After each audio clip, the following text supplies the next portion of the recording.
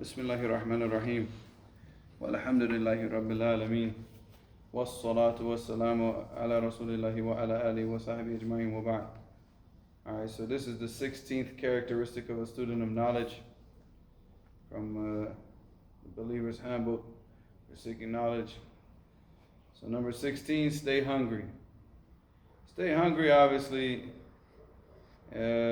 it means that you have to keep that desire going. You have to keep the flame burning.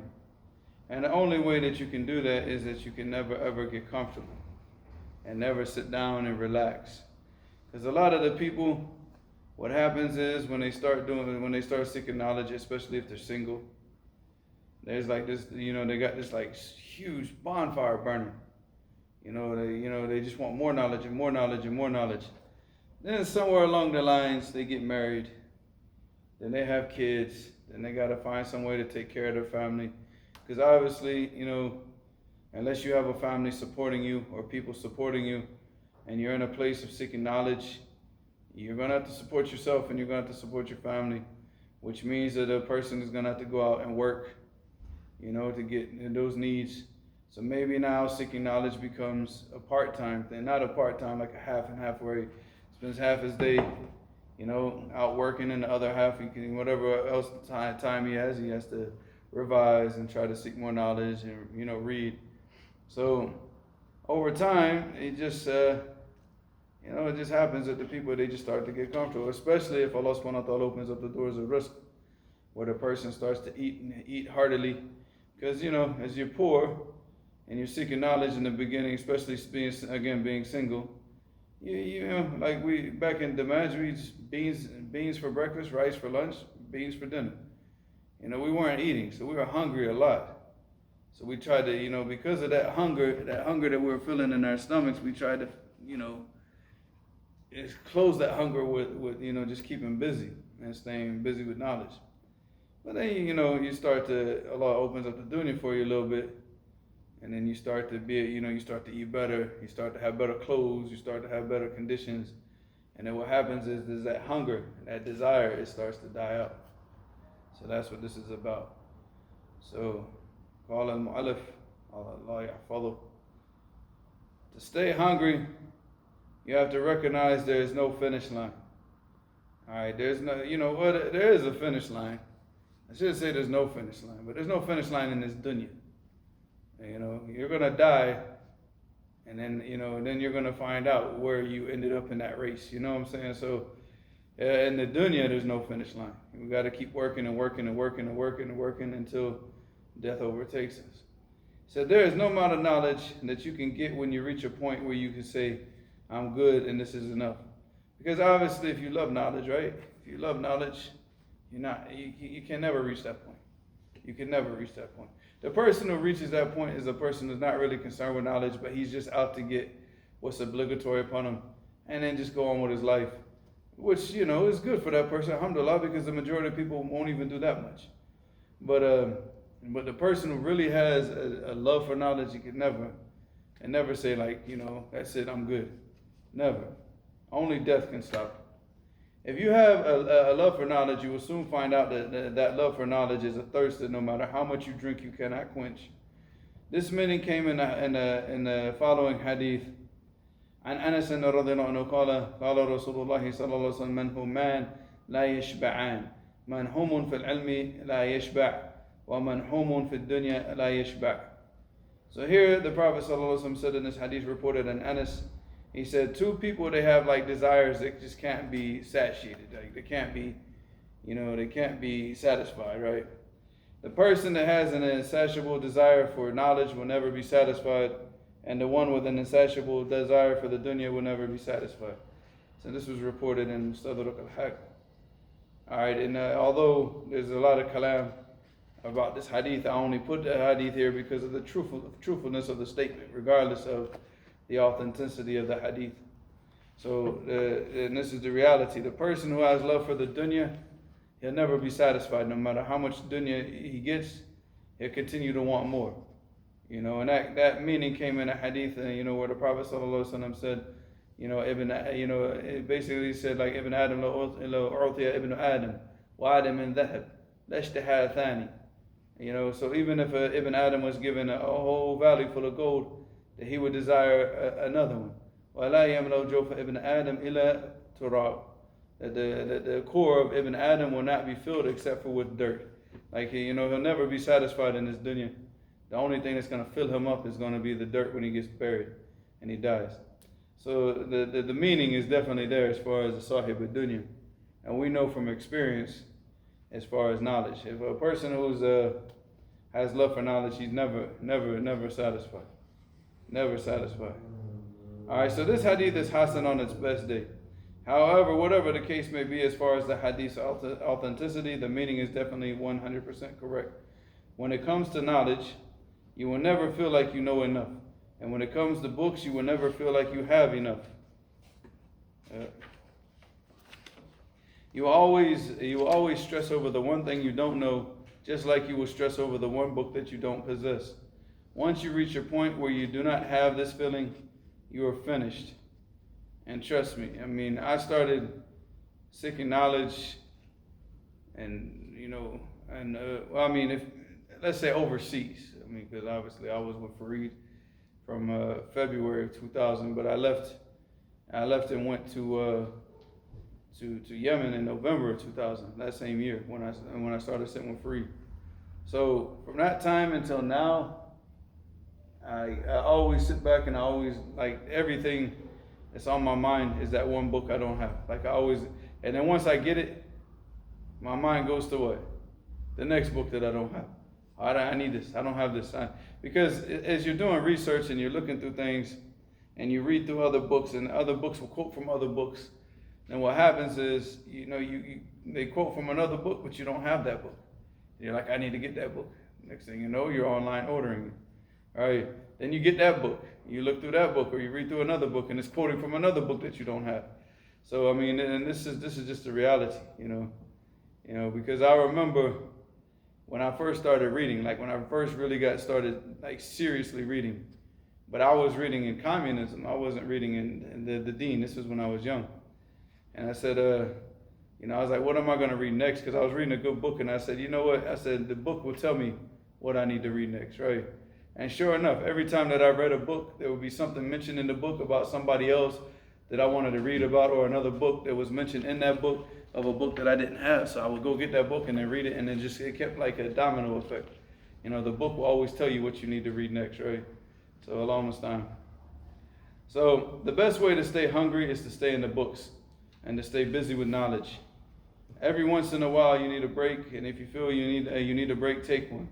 As soon as you feel rested, get back to work. Your mind has to be sharp when seeking knowledge, so if you feel that the sharpness is beginning to dull, take a break. However, do not spend too much time in rest mode, because that is when you start to contemplate quitting. Seeking knowledge is very repetitive, and that makes the life of a student of knowledge a bit monotonous. You have to keep revising and revising to stay sharp, but at the same time you're tired of reading the same thing over and over again. While you are seeking knowledge, you might not see the benefit of the constant repetition. However, when you start to teach the people and give dawah, you will see it, and that's the truth. If you took knowledge seriously and you sat there every day revising and doing, so your life becomes a lot easier when you go out to teach the people, because everything's there. When you need it, you can recall it instantly. You don't need to say, hold on, let me go, hey, look this up on Google, like we have to do a lot of the times. That's the reality. You have it. It's there. You can recall it instantly. So it's very important, no matter how monotonous and sometimes boring it is. And that's why what I used to do when I keep reading the same thing over, I would start to do other things just to kind of like break up the monotony. So like I might even get on my laptop and play solitaire while I'm revising something, just to break up the monotony of. I'm not like advising that all the time. Like every once in a while. If you're not in the mood to, to revise, but you have to revise, whatever, go do something. Go wash the dishes and revise while you're washing the dishes or something. But just get it done. Just make sure you get it done. Another way to stay hungry is to get out and teach the people. Yes, because the people will point out all of your flaws and weaknesses. When you get out and because when you're sitting back and you're at home and you're just reading and understanding on your own, your weaknesses aren't coming out. But when you have to go out and teach and give dawah and give khutbahs, all of those weaknesses will come out. It said another way to stay hungry is to get out and teach the people in Yemen. In Yemen, a lot of the Yemenis would go back to their village and give dawah for a bit, then they would return and seek knowledge more. And that was the thing that they had that we didn't have, because as Americans, we couldn't just go back to America, go teach for a little bit, and come back to Yemen, so because the situation was it was very difficult to leave Yemen and get back into Yemen. So in those days, it was very, very difficult. So, and there were times where, Yemen was open and you can come in, and then all the doors closed and they wouldn't let anybody in. Even some brothers, they would come to the airport. They would come through one door of the airport and they would leave out the other door and get back on the plane, and they would kick them out immediately. They wouldn't even let them in the country. And this has happened over and over. This happened to brothers whose family was in Yemen. He had left for aid, just to go, I think brother went to go look for a job in Sardinia, and he came right back to Yemen. But right when he came back to Yemen, it was during that time where everything was locked down, And he told me, he said, the guy in front of him, he had a cross on. The dude had a cross as a Christian guy, and they let him in. But they see you as these are the Houthis, right? Because they're the ones, the Shiite, they're the ones that run the airport. So the guy had a cross, they let him in, But then when he saw the guy, the brother with the beard, the thobe, they're like, nah, you get back on the plane and leave. And they kicked him right out, And even the brother told him, he said, what about this guy? You let this guy in, got a cross on him. He said, go get on the plane and shut up, just like, khalas. So, Allah understand. So we couldn't do that. But the Yemenis, whenever the Yemenis, they could go back to their village, give dawah, and they come back. And when they come back like refurbished, like ready, refreshed, ready to seek knowledge. And also because they saw the things that they need to work on, because they're getting questions from people. So they're like, okay, I'm weak in fiqh. So when I go back to Damaj, what am I going to focus on? I'm going to focus on fiqh. Oh, I'm weak in mustalah hadith. When I go back to Damaj, so this would help them out a lot to keep that. He opened the wrong door. والله مشى وفتح الباب غلط. Go. Huh? As soon as you feel rested, get back to work. Your mind has to be sharp. Oh no, that's a whole. Finish that paragraph. Another way to stay hungry is to get out and teach the people. In Yemen, a lot of the Yemenis would go back to their village and give dawah for a bit. Then they would return and seek knowledge more. When you are out giving dawah, you are going to see all your weaknesses. So when you go back to seek knowledge, you will be more focused on fixing those weaknesses. And not saying that you can't do that, in Yemen, but you have to do this on your own here. Like us being in America, that's why it's better for us to stay overseas for a longer period of time. And not just go overseas for like 2 years, 3 years, and then come back to America, but to stay for longer because we have the ability to work on these mistakes and work on these weaknesses on our own. Whereas if you didn't study for a long time, you can't. You're not going to be able to fix those weaknesses on your own. You're going to need a teacher.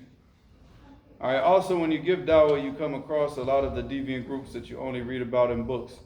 When you have to deal with them face to face, it is a lot different than just reading about their misguidance. It is also very motivating. And they also keep you on your toes too, because they start spreading all these deviant beliefs amongst the people, and you have to refute these beliefs. So it keeps you on your toes, and it keeps you constantly going back and revising. All right, it is also very motivating. You might notice they are stronger in the language than you, and they use that against you. When you go back to study some more, you will be extra hyped to get stronger in the language. Maybe you notice you were weak in usul al-fiqh, and they also use that against you. So when you return to study some more, usul al-fiqh becomes an obsession. You will keep going back and fixing those weaknesses until no deviant can deal with you in a back and forth discussion about any issue. Whatever door they try to open, you have the ability to slam it shut in their faces. And that's the reality. You're dealing with people who have practice of leading people astray. Yeah, you might even get embarrassed a time or two dealing with them, or they might show you up when they point out your weaknesses. But that don't fret on that. Don't let that keep you down. You see those weaknesses, you go fix them. Just like any fighter, just like a fighter. If he just like went into his first fight and got beat up, and said, that's it, fighting's not for me, I quit. No, he goes back and reviews, like, why did I get beat up? What's my weakness? Oh, I keep doing this. All right, let me fix this. And then, all right, maybe he wins the next fight, maybe the next 2 fights. Then he loses another fight. So he sees another weakness. Or maybe he notices that his weakness is that, he gets tired too early. Whatever. So just like a fighter, he has to keep constantly what? Improving and focusing on those weaknesses until he becomes like, the champion, right? So the same thing as a student of knowledge. You can't just like, get defeated, and like, for example, they come with arguments that you couldn't, you felt like you couldn't deal with them properly. No, you go back and because the arguments are there. Not I shouldn't say arguments, but the hujjah. The hujjah is there, the evidence is there. You just need to understand how to use it, and you need to understand it. So anything that they try to use against you, you go back and you fix it. And then that way when you come back stronger. You keep coming, constantly coming back stronger. But you don't just give up. You will keep going back and fixing those weaknesses until no deviant can deal with you in a back and forth discussion about any issue. Whatever door they try to open, you have the ability to slam it shut in their faces. Another way to stay hungry is to start writing books. All right, this is obviously after you're well grounded in knowledge. Writing books also brings out a lot of your weakness for display. When you're writing a book, you will have to research a lot, because the thing about it is, it's just like any knowledge. When you're teaching and when you're writing, you start to focus on every single word and making sure that this is the correct understanding before you go out and send that to the people. So even like ayats, like this morning, you saw when I called you in the room, and what did you see? For Fajr. 1 o'clock in the morning, I had, some issue came up in my mind. One little issue, one small issue. And I told my son Saif, when I woke him up for Fajr, I said, come here. And on my bed, there was like 6 or 7 books open. I said, that's because of one hadith, from 1 o'clock in the morning all the way up until close to Fajr, And there I'm just like, because of one hadith. Because you have to make sure, like, I get this and like pinpoint accuracy, because you're going out and teaching the people. It's a lot different now, because if you give them wrong information because of your negligence, because of your carelessness, and the people follow that wrong information, you're held accountable for that, right? So again, we go back and read tafsir. Even though we know the ayah, we know it. We know what the ulama said about the ayah, but what do you go back and read the tafsir for? To make sure that before you put it out to the people, that you're 100% sure that this is the meaning, this is the correct understanding of this ayah. Because you're going to go out to the people and say, this is what Allah meant when He said this. And that's a strong statement. And this is what the Prophet ﷺ meant when he said this. That's, again, 2 strong statements. And if you're wrong and the people follow in your wrongness and your mistake, then that's another issue. And you'll be held, especially if it's negligence. Now, if you tried, you put in all the effort and you got it wrong, this is the ijtihad, right? فَإِنْ أَخْطَأَ فَلَهُ أَجْرٌ وَإِنْ أَصَابَ فَلَهُ أَجْرَانِ. So this is for the person, but this is for the person that puts out the effort to try to get to the truth, and then he makes a mistake, then Allah subhanahu wa ta'ala gives him a reward. And for the person who gets it correct, He gives him 2. But you have to go out and you got to really put the effort in first. All right. When you are writing a book, you have to research a lot. Every ayat that you want to quote, you will have to read the tafsir of said ayat to make sure you're quoting it in the correct context. Every hadith you want to use as evidence, you have to go back to the explanations of the different books of hadith to make sure that you are using the hadith to support the correct opinion in the issue. There will be so many times that you realize that you did not understand something correctly, or you might find that your opinion was not actually the strongest opinion. Make the proper corrections and keep it moving, because also as a student of knowledge, you sit in classes, you have discussions with people, you read things in books, so you don't know sometimes where you got that information from. Like for example, if somebody asks you what's the ruling on this, and you say it's haram because the Prophet ﷺ said kada wa kada wa kada. But if somebody were to ask you, where did you get that from? You're like, can't remember. Was it in a discussion that you had with somebody about this issue? Was it in a class that you took with the sheikh? Was it a book that you read? You don't know. But now when you have to go and research it for a book, you need to find out. So this also strengthens and bolsters that knowledge, because you have to go back and find everything for yourself now. You're not just taking it secondhand information. You have to get it for yourself and then put it in the book. All right. So he said, There will be so many times that you realize that you did not understand something correctly, or you might find that your opinion was not actually the strongest opinion. Make the proper corrections and keep it moving. Don't dwell on mistakes. Make tawbah, learn from your mistakes, and fix it, and go. Keep it moving. There are so many ways to keep that fire burning, and all the ways involve a person simply staying busy with knowledge. There is so much to get done that it would take you 10 lifetimes, and you will probably not achieve 1/3. We talk about, and that's the thing, we're going to die regardless. I don't care how much effort you put in, you need to keep this in your mind. You could live to be 90 years old, and you could spend your whole entire life in knowledge, and you're going to die, and the things that you know are less than the things that you what? That you don't know. That's it. That the things that you don't know are always going to be more than the things that you know. That's it. So you're just focusing on getting the knowledge that's going to get you closer to Allah, that you can worship Allah correctly, and then you keep it moving. All right.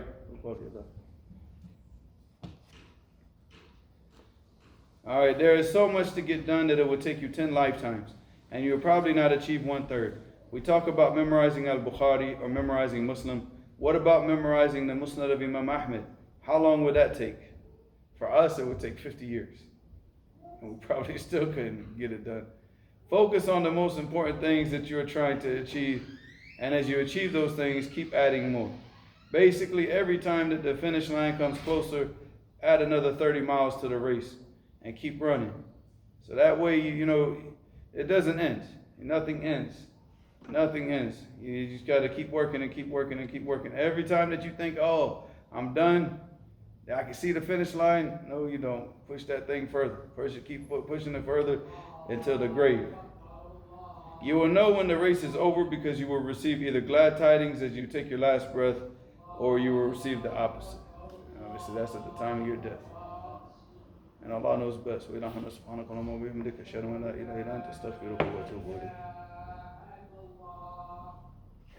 You stop that.